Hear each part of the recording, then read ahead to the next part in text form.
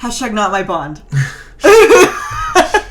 Hi, everyone. We're going to start by covering that wonderful single by Paul McCartney and Wings. Which I am such a loser. I'm such a fool. I didn't know. I didn't put it together until he started singing at the beginning. And I was like... Whoa, what? And that's just me being an idiot. Anyway, hi everyone, welcome back to 007 December. We're moving into the dark ages of Bond, and we're starting it off with... because this is a blaxploitation film? Are you being problematic right now? How racist, Evelyn, in this podcast? No, I'm talking about the fact that Roger Moore, I don't like him. I don't like his movies, and I'm not here for it. I feel like nothing we say on this podcast could be as bad as what happens in this actual movie. Not that that's a challenge, but, you know. Oh, God. Yeah, so... It's interesting because, okay, when you move into the 70s era Bond, particularly Roger Moore Bond, so we see a little bit of clunkiness with On Her Majesty's Secret Service and Diamonds Are Forever, because those two were kind of the first kind of experimenting with the form and function of James Bond films, right? Yeah. Because as it's going out of the 60s, you know, you get in 67 the production code collapsing in America, and that kind of like having a ripple effect across, you know, across cinema, particularly Britain, because I find Britain and America are kind of connected. Yeah. I'm not sure what the studio system was fully like in Britain, but there's definitely a change in, you know, what is and isn't crazy to show in movies anymore, and what is and isn't pushing the envelope in this new, you know, moving into the 70s. Yeah. However, you have the Bond films no longer being this thing that is, like, revolutionary in terms of how it's showing violence and sexuality in, like, a very, like, flippant... well, maybe flippant's not the correct word. In a very, like, decadent kind of way, you know, with Sean Connery's Bond. So moving into this era, you see Roger Moore, and we'll get into this with Live and Let Die, with Moonraker, with The Man with the Golden Gun, with The Spy Who Loved Me. All of them are very...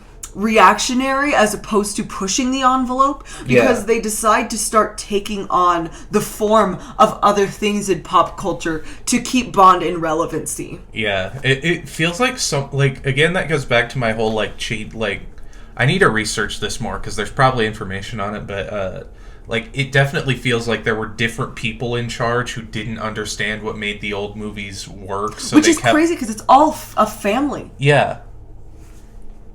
But continue. Yeah, I don't know, because there's different writers and different directors, so that might be part of it. Maybe, yeah, that's right. But at the same time, even after the writers and directors change during this era, there's still that feeling of uncertainty. Yeah, that's fair. So it's just really, I don't know, it's really interesting to try and figure out what exactly it is that led to this kind of identity crisis. But yeah.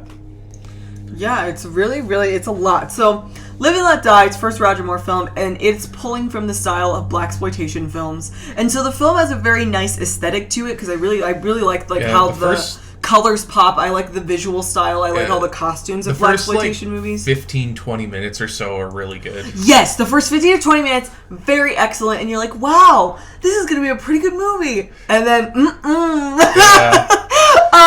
so... The second half of the film falls into problematic stereotypes just because I think what happens is that because it's not a blaxploitation film and it's not a film made by black creators, it doesn't understand what the blaxploitation genre is trying to do in anything but aesthetic. And so it's able to pull the aesthetic quality of blaxploitation films, but it doesn't understand that blaxploitation films are pushing back against stereotypes through the exploitative kind of genre function. Yeah. Whereas this movie just completely leans into all of those tropes. And so it was very, very clear that it was from a very British lens, and that was a lot. Yeah. So we, where to start with this one? So I'm just going to start with Rosie, the Bond girl. She's one of the first Bond girls introduced, and I was ready to like her. I was ready to like her too, because I kind of liked. I was like, okay, I like the idea of this spy being I don't know what I'm doing. Yeah, I was she's like, wow, on her that's like interesting. second mission. That's kind of whatever. like super fascinating, and I feel like they could like show some nuance to that. You know, maybe like a nice arc. You know, Yeah, of her yeah, where she, like, discovering her yeah. strength and blah blah blah. No, it just kind of leans into the whole. Wow, this black woman is so superstitious, and isn't that kooky? Yeah. And also, isn't she such an idiot? Isn't she doing such stupid stuff? And it's the most fucking annoying like use of tropes. It's so frustrating because it's like blaxploitation films have some of the strongest women in cinema in them, and it's so frustrating to see this film just completely lean into racist stereotypes of black women. It was so fucking annoying. Yeah. And then moving into Solitaire, like the other Bond woman, who is kind of technically, I think, the more important Bond girl in the film. Yeah, to the narrative. I just almost wish that the roles would have been reversed, because having Solitaire as this, like, you know, white woman, it really just plays into the whole, like, problematic, like, this white woman is being held captive by this scary black man, and, oh my god, look at how she's being victimized and blah blah, and I really hated that. Yeah, it's like I think I said while we were watching this, like, if you follow me on the internet or whatever, like, I'm not the most woke person in the world, but like when even I'm really uncomfortable with like the racial undertones of your movie, you need to dial it back like so much. Yeah, it was just fucking ridiculous. It was just so, and I'm just getting it out of the way right now. It was very, very upsetting because the whole first 20 minutes sets up a really, really nice film and a really, really interesting film. And I don't know why they didn't just collaborate with more like blaxploitation creators, blaxploitation directors. Because they did that with You Only Live Twice. Yeah, literally. I don't even know. So yeah, it's just a whole problematic, fucking frustrating mess the whole time. But I will say, okay, so now that's been addressed. Moving on. Solitaire is really funny to me because like she like she just kind of like, she feels like, you put it in a really great way while we were watching it, she feels like a Mel Brooks character. Like a Mel Brooks character, like, because every time we cut back to her, she's in more and more extravagant costumes. Yeah, there's like a build-up. And it feels like a gag, but then also the way she talks about tarot cards, which I'm just gonna say, about this scene. This, like Vegas, is a me issue. It's not really a movie issue. Like, whatever. The tarot cards in it are not. Well, also they conflate tarot with voodoo, and those are like not the same thing.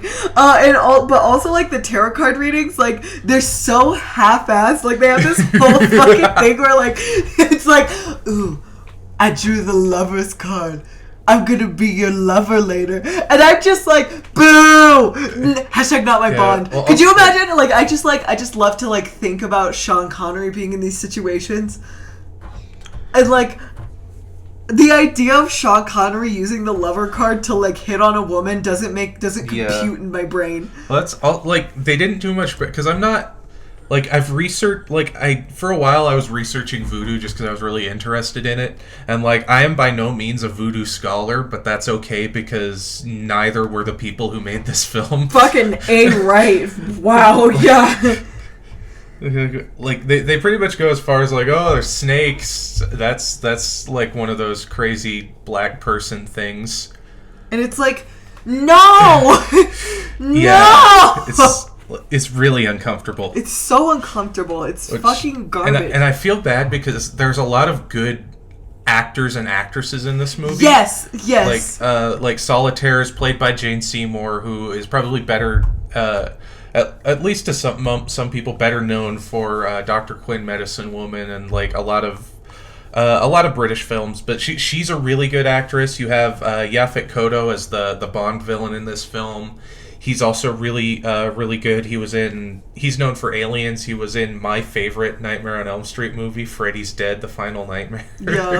Yeah. And Jeffrey Holder. Jeffrey Holder, who plays Baron Samedi, is like, my favorite. He's apparently like, who's the only one keeping me going.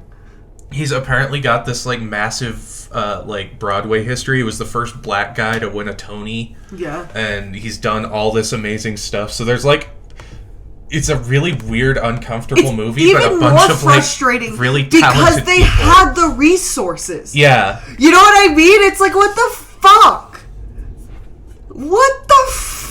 It's just so frustrating. I'm so annoyed. I'm so frustrated. Yeah, it's because I guess that's the thing, because you can see how this could have been a really cool Bond movie, like with some things changed. Yeah, but we do get the inclusion of fan favorite racist Sheriff 1. Yeah, because that's we've noticed like this and the which next I don't know one, why he's a fan favorite.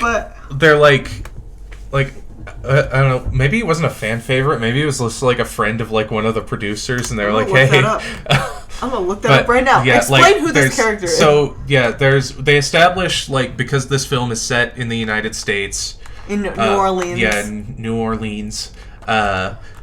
Bond is like having this motorboat chase, and there's this like really bad redneck stereotype sheriff who's like, he pulls over one of the like bad guy's henchmen, but because the bad guy's henchman is a black guy and he's this southern guy who's browbeating him a little, it gets really uncomfortable and kind of goes on a little longer than God or man needed it to. God or man needed it to. It's just kind of uncomfortable. Then the henchman gets away, and this like redneck guy is like chasing after Bond, and these like black men, and being kind of racist and sort of like more than kind of like it's like almost we were talking about. It's almost like these films knew that they were being kind of weird and problematic, so they included this guy to be like, yeah, but we're not like those racist American guys, right? At least not like those racist Americans. But it's fucking weird, because we were like, who is this character? Yeah, why is he here? They give him so much time in this like one sequence. He's listed on the Bond wiki as 4th billing. It's right behind Solitaire, and it's like, what?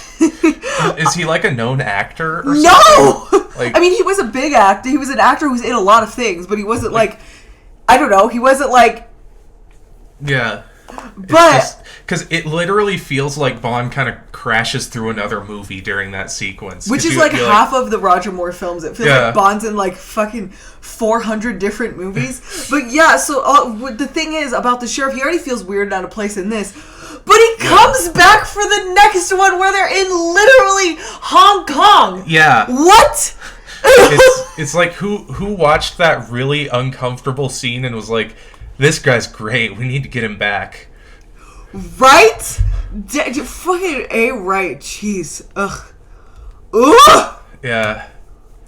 But yeah, so, I guess that's the one thing to take away, is all the talented people that worked on this went on to do like much better stuff. Which, like, thank God, because I was so disappointed. Also, I was like, yeah, it starts with a Paul McCartney song. It's not Sean Connery. It's blaxploitation, like, through a funhouse mirror, because it's not actual creators making it. And then it's, like, really racist and weird. Yeah, and, it's so uncomfortable. And, like, I just can't. I can't. I was like, where's Sean? I was like, not my Bond. Not my Bond. Yeah, and throughout this series, I feel bad for Roger Moore, because his movies are terrible, but it's not like... It's not him. I can't tell if he's doing okay or not. He doesn't help, but it's not him. It's like... He doesn't help, but it's not him. That's so funny. This would have been... Like if Connery were here, it still would have been really uncomfortable and racist. It just would have had Sean Connery there to like maybe take the edge off. I don't know. Gotta take the edge off. But yeah, fucking. Oof. Yeah. This was a rough one. It's so rough, and I am so glad that that's over. Yeah.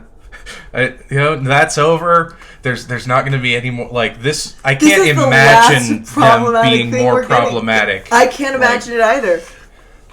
It's not like next time we're going to get a really weird look at the martial arts genre. What? How weird.